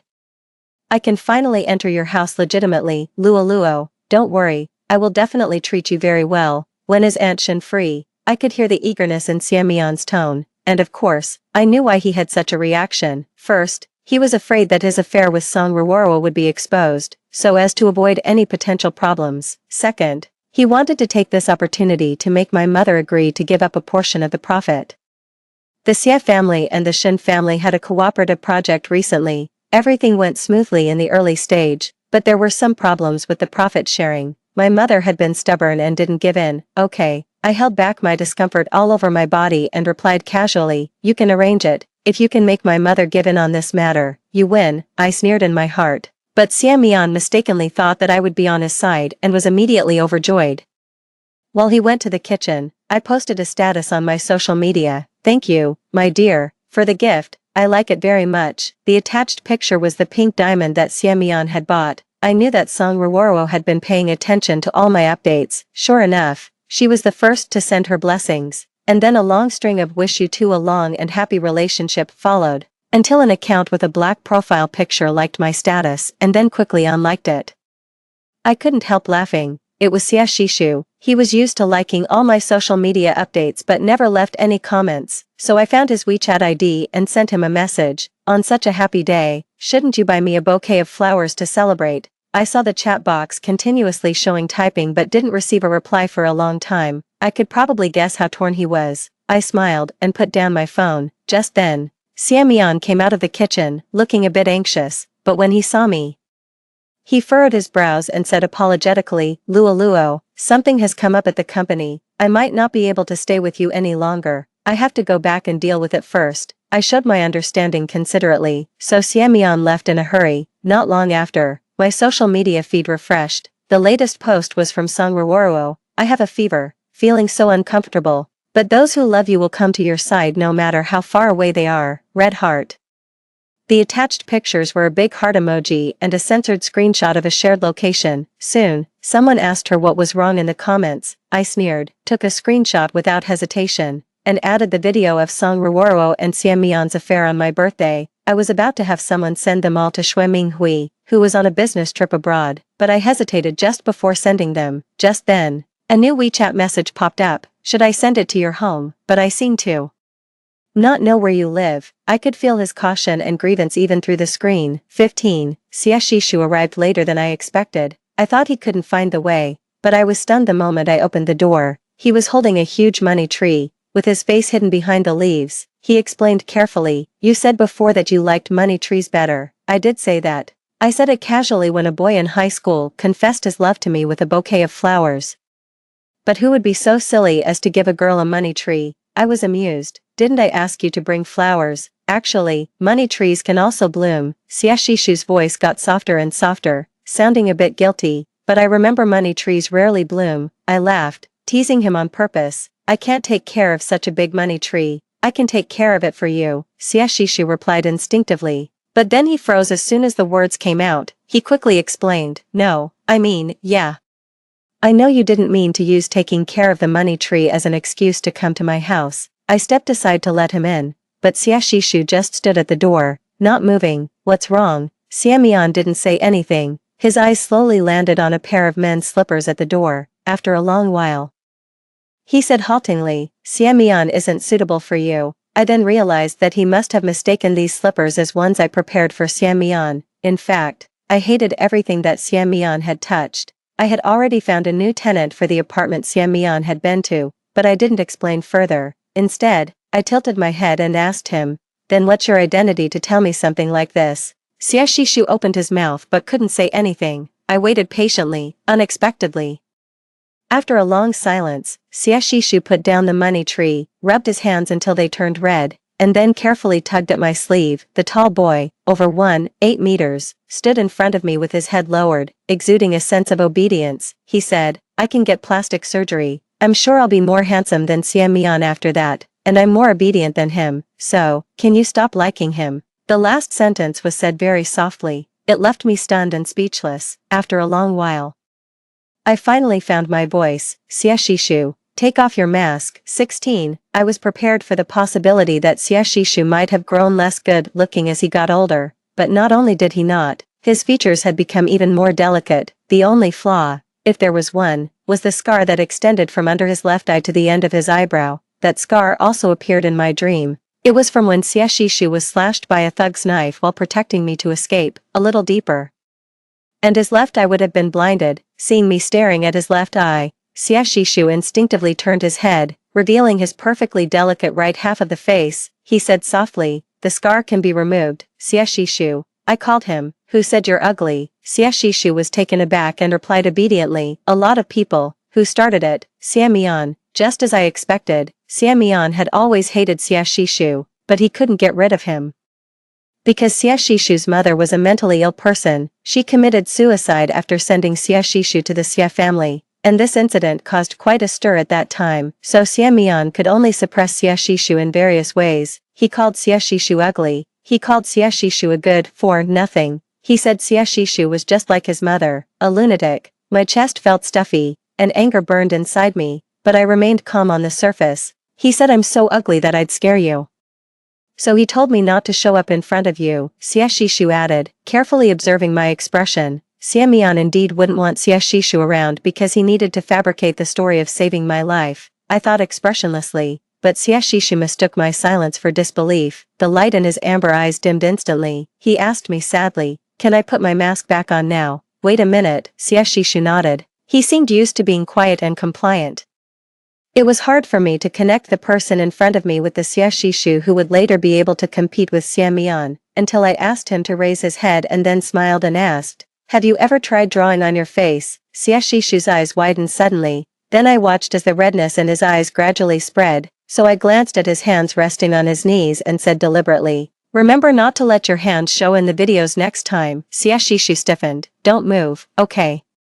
Xie Shishu replied, sounding wronged. I drew a wisteria on the scar under Xie Shishu's eye. He hadn't looked in the mirror for a long time. This time, under my insistence, he looked at himself carefully in the mirror. After a while, he looked up at me. "I'm more handsome than Xiamian." His tone was confident. With a hint of excitement, I nodded. You've always been more handsome than Xiamian. The redness that had just faded away reappeared on Xia Shishu's face. He quickly turned his head and changed the subject. Do you still need those videos? I have other ones. I asked Xia Shishu if he wanted to cooperate. I wanted Xiamian and Song Ruoro to be disgraced, but the cooperation between the Shin family and the Xia family couldn't be affected. From the beginning to the end, what I wanted was not just revenge. Xia Shishu understood and was very quick-witted. That's enough, I smiled. The videos I had were already enough to make Xue Minghui, that madman, turn against Xiamian. 17. I found someone to teach Xia Shishu. He was much smarter than I expected. Most of the time, he could understand things with just a little explanation. Even so, I caught him studying all night several times. When caught, he would admit his mistake obediently but never change his ways. I asked Xia Shishu why he was pushing himself so hard. Xia Shishu stared at me for a long time, then stammered and changed the subject. He was hiding something from me. This made me a bit unhappy. But the feeling didn't last long. After all, this time I only believed in myself. Xiamian was so entangled with Song Ruoro that he had no time to arrange a meeting between the two families. Song Ruoro was extremely jealous and possessive. Now, because of the existence of Xue Minghui, a ticking time bomb, she was eager to complete her mission as soon as possible, and every time I met with Xiamian, I would post on social media to show off. I knew Song Ruoro was watching. And every time she saw it, she would find ways to call Xiamian back to her side. This atmosphere of infidelity had Xiamian hooked, especially when my unreasonableness made Song Ruoro seem even more gentle and considerate. With my push, Xiamian and Song Ruoro's relationship developed rapidly. Xiamian wanted it all, but in this world, there's no such thing as having everything your way. The project cooperation finally ended with my mother getting an additional 10% of the profit. I heard that after returning home, Xiamian's father scolded him severely, thinking that he had failed to do a good job in dealing with our side. Xiamian threw a huge tantrum that day. Although he was nominally the heir of the Xia family, he was controlled by his father in every way and had long harbored resentment. In the last life, under the pretext of revenge, Xiamian and Xue Minghui seized my family's business. After that, he quickly accumulated enough capital to start his own business. I knew about his ambition, so I softened my attitude for once, comforted Xiamian, and pretended to casually mention my intention to start a business. Sure enough, Xiamian's eyes lit up. He coaxed me to start a business with him, saying that he didn't want to rely on his family. Luo, you know my father has always been very controlling. Xiamian frowned. If he finds out about my plans, he'll do everything to stop me. But I really want to prove myself. Luo, you'll help me, right? He looked at me expectantly, so I smiled. Of course, after all, you're my boyfriend. It was worth it to use a little money to make Xiamian fall into eternal ruin. Xiamian was overjoyed and wanted to stay with me that night, but I refused him with an excuse. Xiamian wasn't angry.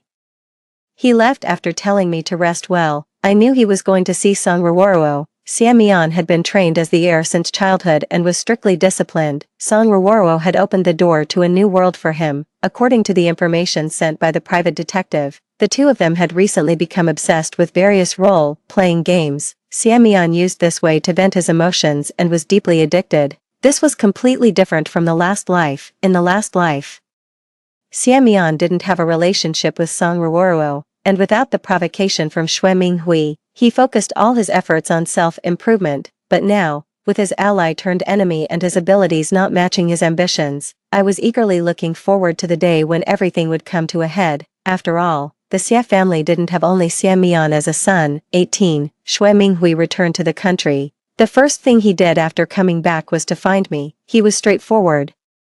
Do you know what your boyfriend and my girlfriend have been up to? Xue Minghui didn't suspect me. Xia Shishu was skilled, and Xue Minghui couldn't trace the sender of the emails. When I saw those videos, I was so angry that I trembled all over and wanted to confront Xiamian immediately, but Xue Minghui stopped me. He hypocritically suggested that we join forces. What do you want to do? Just wait. Xue Minghui sneered viciously. I won't let them off easily. After a long silence, I said fiercely with red eyes, I heard Xiamian wants that piece of land in the west of the city owned by the Xue family. The Shin family can cover the Xue family's losses and offer a higher price. That piece of land was a test given to Xiamian by his father. Although the contract hadn't been signed yet, Xiamian was determined to get it and had already started investing in construction. Now, If the Shui family went back on their word, his losses would be huge.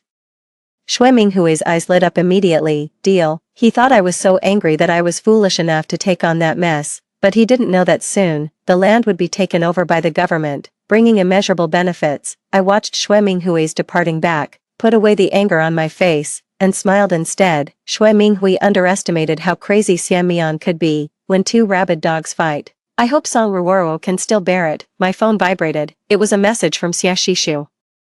I've finished today's study tasks. Can I come to your place to check on the money tree? After a while, he tentatively sent a cat peeking out emoji, thinking of the money tree at home, which was now associated with the hope of blooming. I thought Xie Shishu had found a good excuse, but I didn't really mind. As soon as I gave my consent, Xie Shishu replied almost instantly, I'll be there right away. What would you like to eat today? I can buy groceries on the way.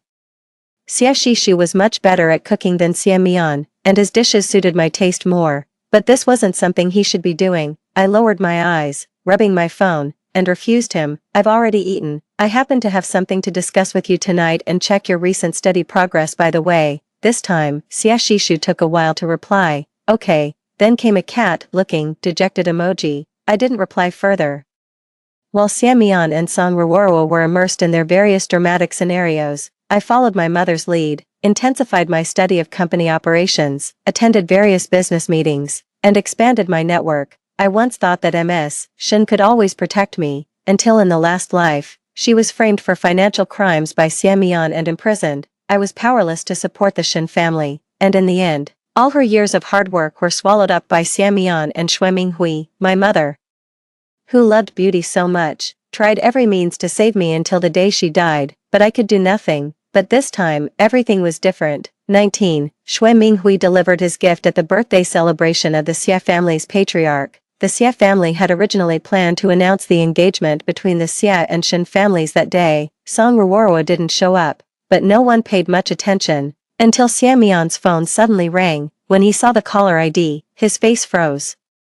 He instinctively looked up and then tried to hang up the phone in a hurry, but I stopped him. Is it Ruoro? I asked, pretending to be concerned. She seems to be in a hurry. You'd better answer it. What if something's wrong? What could happen to her? She's just a troublemaker, Xie Mian said casually, not noticing the affection in his tone at all. But the people present were all shrewd. Xie Mian's father's expression changed. But he didn't say anything. I smiled.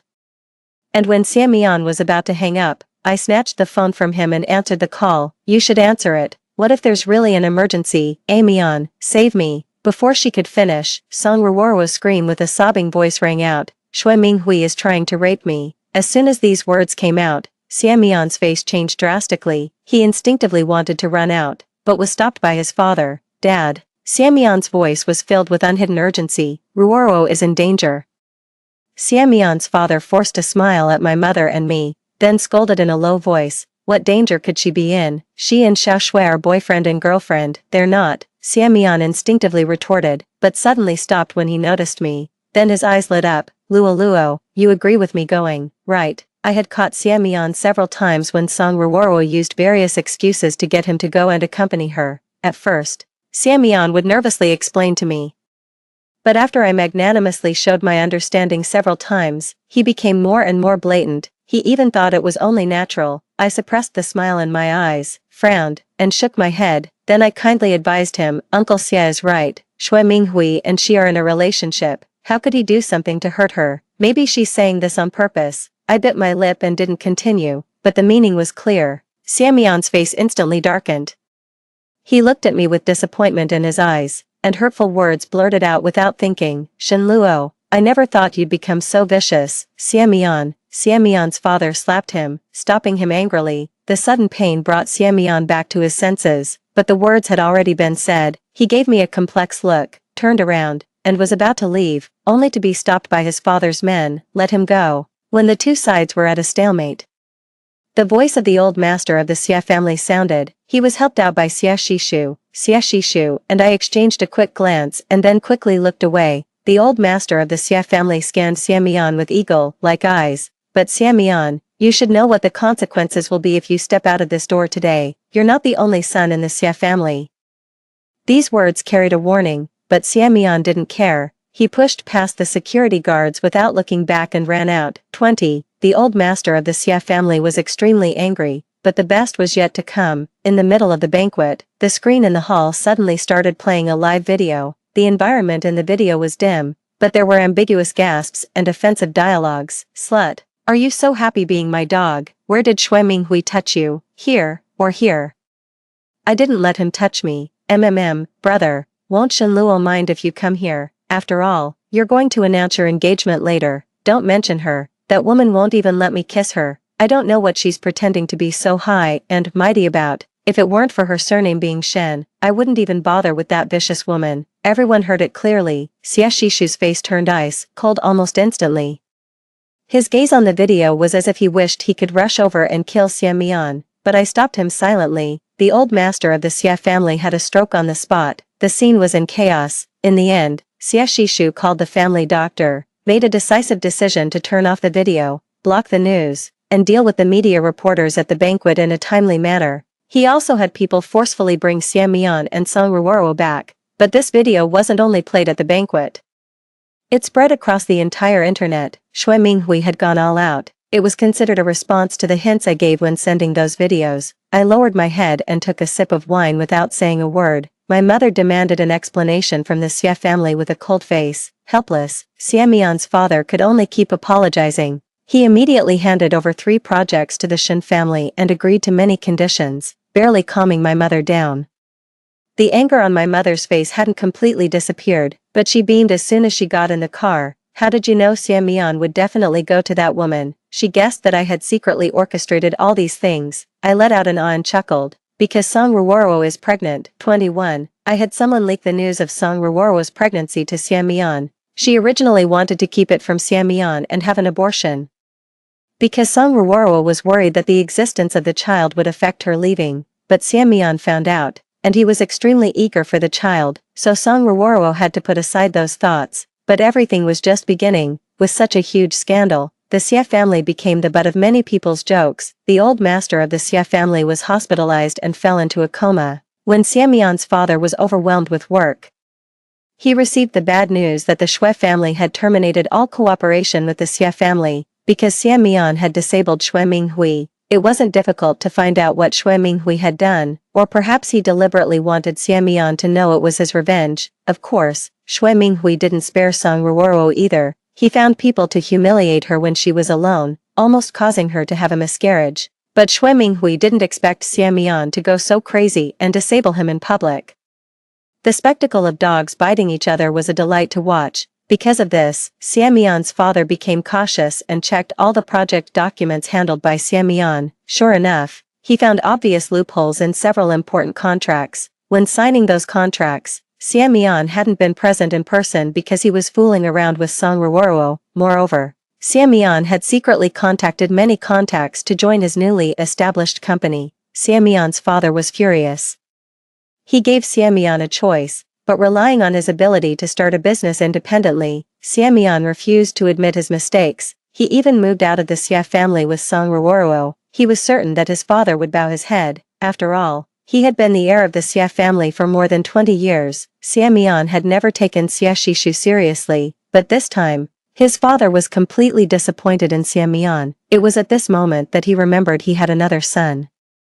And that son was more talented than Xie Mian. He could understand things quickly, and he was even more obedient than Xie Mian. It was just that he had been suppressed by his eldest son in the past few years and hadn't been able to rise to the top. In addition, after the old master of the Xie family woke up, he also intended to let Xie Shishu take over, so when Xie Mian wasn't aware, the Xie family had already undergone a change. At that time, Xie Mian was still indulging in various intimate games with Song Ruoro. While waiting for his father to bow his head, the Xie family had announced the new heir. I originally thought that according to Xie Mian's character, he would make a scene, but he didn't. Instead, he suddenly became diligent in his work and even hired several newly graduated and unknown college students. Everyone was laughing at Xie Mian for giving up on himself, but when I saw those people, I was stunned. They were all old acquaintances of the team Xie Mian had newly established after annexing the Shen family in the previous life. 22. As expected, Xie Mian had also been reborn. He originally wanted to rely on his memories of the previous life to turn the tide, but he didn't expect that I had preempted him in those promising projects and investments. 1 or 2 cases could be considered coincidences. But after so many times, even Xiamian couldn't convince himself. Shenluo, you've been reborn too. Right, Xiamian came to question me, his eyes bloodshot. I just looked at him quietly for a while and suddenly smiled. So you're back too, that's great. I said the last 2 words very softly, but Xiamian could hear them. He misunderstood that I still had feelings for him and that everything I had done was just to make him bow his head to me. So after a moment of hesitation, Xiamian softened his attitude. We did have some misunderstandings in the previous life. And I just wanted to scare you at that time. I didn't really want to hurt you. Fortunately, nothing has happened yet, and there's still time, Xiamian said, then changed to an affectionate tone. Actually, Luo, I still love you. Song Ruoro was just a passing fancy to me. You're the one who can truly become the mistress of the Xie family. As long as you help me through this difficult time, I promise I won't hold your previous actions against you. I was amused by Xiamian's brazen words. Xiamian, I looked at him sideways, my eyes full of mockery. You don't think I said that because I like a piece of trash like you, do you? Xiamian's face changed. He tried to rush towards me, but was held back by the bodyguards beside me. What I meant was, now that you're back, I can take my revenge on you with more peace of mind. I walked up to Xiamian and smiled, dropping another bombshell. By the way, Xiamian, do you know why Song Ruoro has been clinging to you? What? Because you're just a tool for her to complete her mission, I said each word slowly, watching Xiamian's face turn pale instantly. 23. Xiamian wasn't without suspicion, but he stubbornly refused to admit it in front of me, so I took out the records of Song Ruoro's early appointment for an abortion at the hospital. Then I asked him, guess, are there any more problems in your company? Xiamian shivered when he met my eyes. Before he could finish. He was interrupted by a hurried ringtone. As Xiamian answered the phone, his face grew uglier and uglier. I didn't need to guess what the other person was saying. It was nothing more than financial fraud, and his confidants had embezzled public funds and run away. When Xiamian was reborn, he faced a pile of troubles and didn't even think to investigate the people in his company. Shenluo, you bitch. He slammed his phone down and tried to break free from the bodyguards to attack me. But I kicked him several times. Xiamian, you'd better stay alive. I looked down at him and smiled. It's not over yet. 24. Xiamian gradually started leaving early and coming back late. To pay off his debts, he and Song Ruoro moved from a high-end apartment to a rental house. This was a huge blow to Song Ruoro, who was used to a luxurious life, especially since Xiamian's love value for her no longer increased. Song Ruoro began to do everything she could to please Xiamian.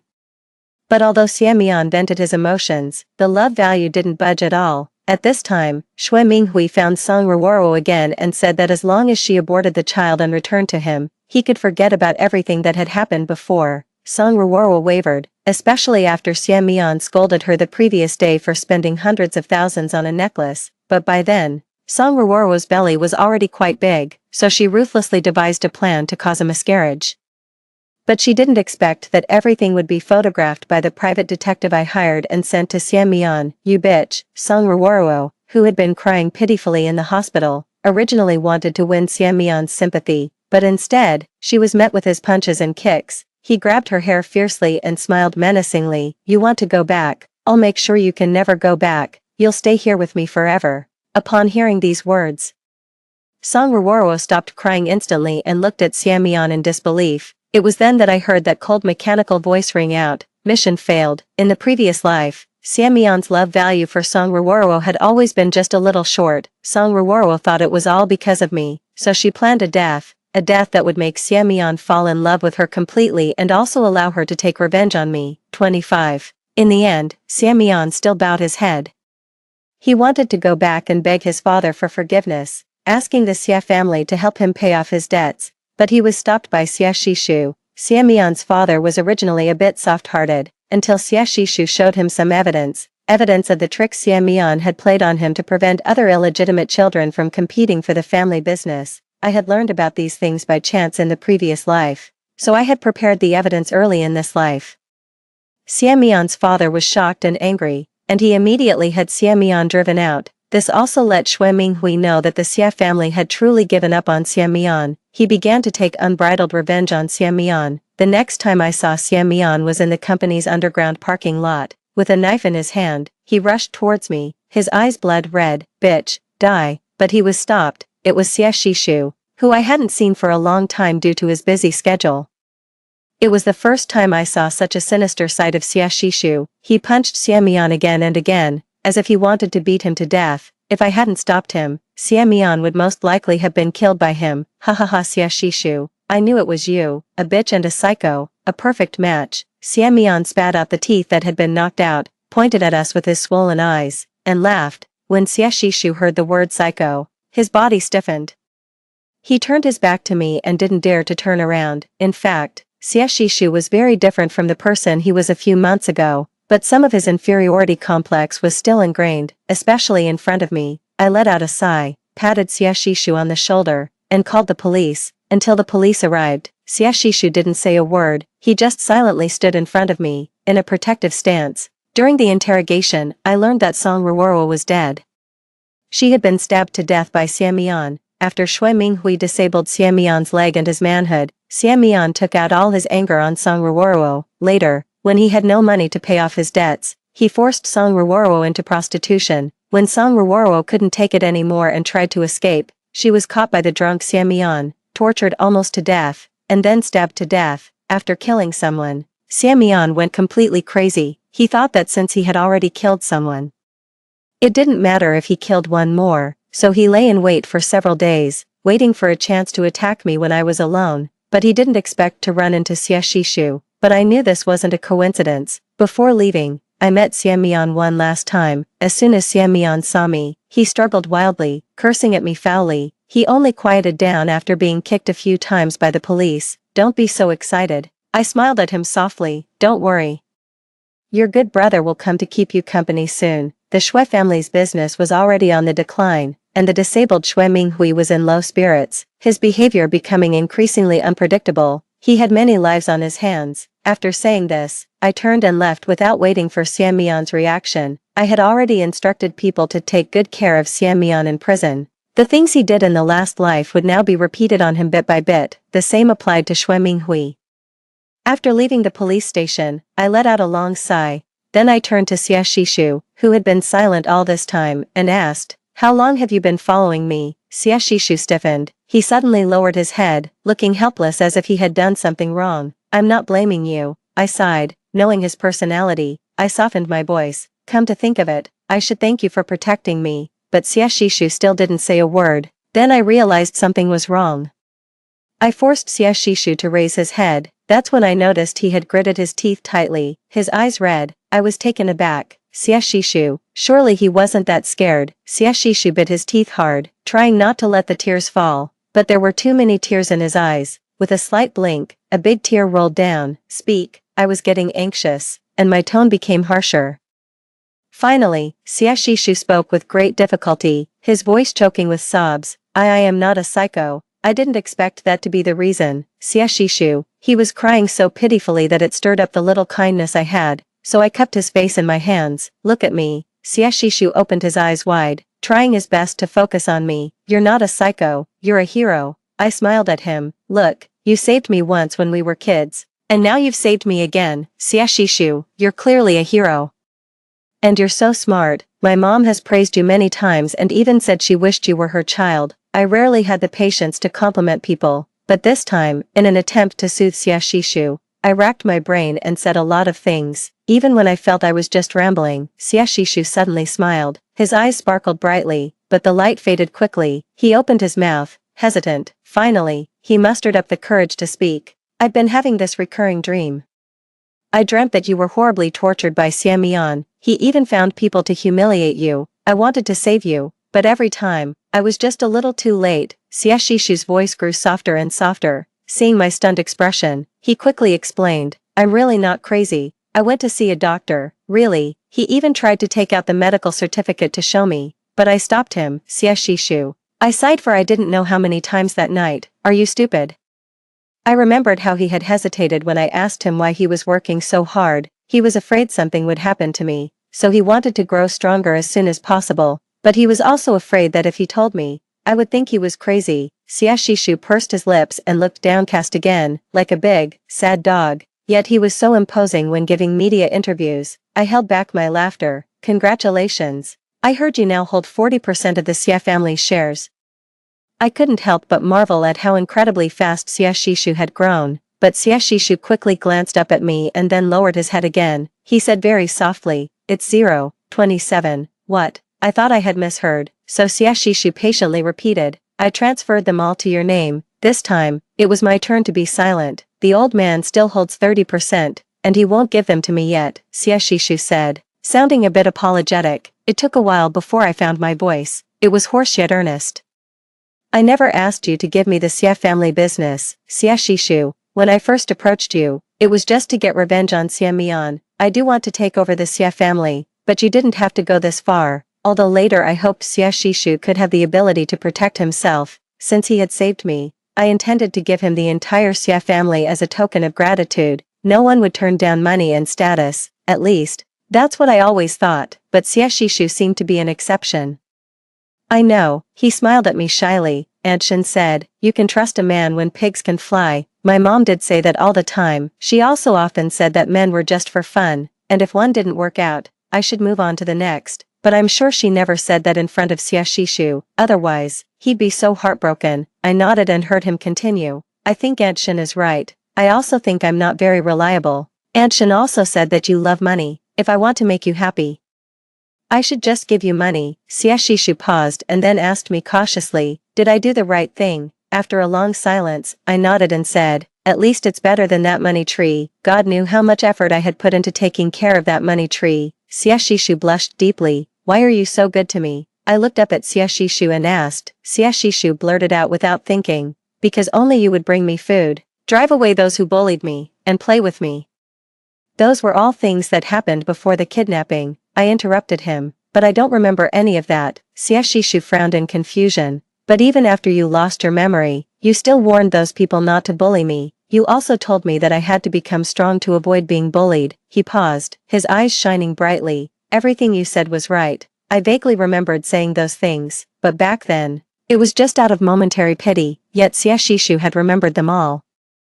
Both in this life and the last, my eyes suddenly felt a bit sore. I took a deep breath and smiled. "Xiaxishu, it's hard for me to trust others, and it's even harder for me to rely on a man. For me, love is just an illusion. Only money and power are real and tangible in my hands. I will climb to a high position on my own in the future. What I want is far more than what's in front of me now, so I will demand absolute loyalty. But I can't offer the same in return because I'm a very selfish person." I stared at Xiaxishu intently, not missing the slightest change in his expression. "So, do you understand what I mean?" But Xiaxishu was really clueless. He didn't even know how to confess his feelings. He just thought for a moment, then he asked me cautiously, "Can I still go to your house often to take care of that money tree?" "Sure, the kind where only I can take care of it," he emphasized. I rolled my eyes in exasperation. "Fine. Then that's good." Xiaxishu suddenly smiled contentedly. "It doesn't matter, I don't need much." He had given me the power to decide everything. From the moment he transferred the shares to my name, idiot, Xiaxishu tried to defend himself, but I suddenly kissed him. His eyes widened in surprise, and his whole body went stiff. Then he turned as red as a tomato. I pulled away after a brief kiss. "Xiaxishu." He lowered his head and was silent for a while, just when I thought he was too shy. Xiaxishu suddenly looked up at me with bright eyes and gently tugged at the corner of my clothes. "Can I have another kiss?" "Me, close your eyes." He had definitely been influenced by my mom. 28. Xie Mian didn't have an easy time in prison. He was good looking, and there were many people with special preferences in prison. Before long, Xie Mian was tortured so badly that he was almost paralyzed and had to be sent to the hospital. He tried to escape but was caught. He also tried to feign madness to avoid going back, but nothing worked. Not long after, the Shui family went bankrupt. Shui Minghui was also imprisoned. I specifically arranged for him to be in the same place as Xie Mian. I heard that when the two enemies first saw each other, they were filled with hatred, but soon they became companions in misfortune. I knew Xiaxishu had a hand in this. But he was always so well behaved in front of me that even my mom couldn't help but tell me not to bully him too much. After all, even before we got married, all his wealth was already in my hands. "Do I bully you?" I grabbed Xiaxishu's tie and forced him to lower his head. There was a light purple wisteria painted on his beautiful eyebrows and eyes, which I had drawn on a whim last night. Later, I found out that the first time I drew on him, he cherished it so much that he didn't dare to touch it. He was even sad for a while when the paint faded. Xiaxishu obediently bent down following my pull and rubbed against me. No, Mom, look, I don't bully him. I immediately turned to protest to my mom. Get out of here. My mom rolled her eyes and waved us away in disgust. If you want to show your affection, do it outside, don't make me, an old woman, have to hit my own daughter. So I happily pulled Xiaxishu outside. When we reached the swing under the wisteria trellis, I suddenly remembered that the first time I brought Xiaxishu home, I had let him sit on the swing and pushed him. At that time, I thought Xiaxishu was a girl, a very beautiful girl. I had always wanted a younger sister. Xiaxishu, I pointed at the swing, sit on it. Xiaxishu didn't ask why. He only grabbed the ropes in a panic when I playfully pushed him. He instinctively turned his head to look at me but froze when he felt a kiss land on his cheek. He subconsciously looked towards the house, worried that my mom might see. I held back my laughter. Xiaxishu, let's cooperate one more time. Xiaxishu's eyelashes trembled, and he said slowly, but I don't have any money left. It seemed that he was always broke in front of me. When we were kids, I tricked away all his money. Now, he had voluntarily given all his money to me. It doesn't matter. She paused for a moment, then took out a box of medicine from her pocket and carefully handed it to Xianmian, saying, Brother, your stomach is not good. I prepared some medicine for you in advance. I took out a box of medicine from my pocket and handed it to him carefully. Xiaxishu was stunned for a long time this time. Of course, if you don't, okay. He interrupted me eagerly but didn't dare to look at me. He repeated okay several times in a low voice. I couldn't help but laugh. Don't cry.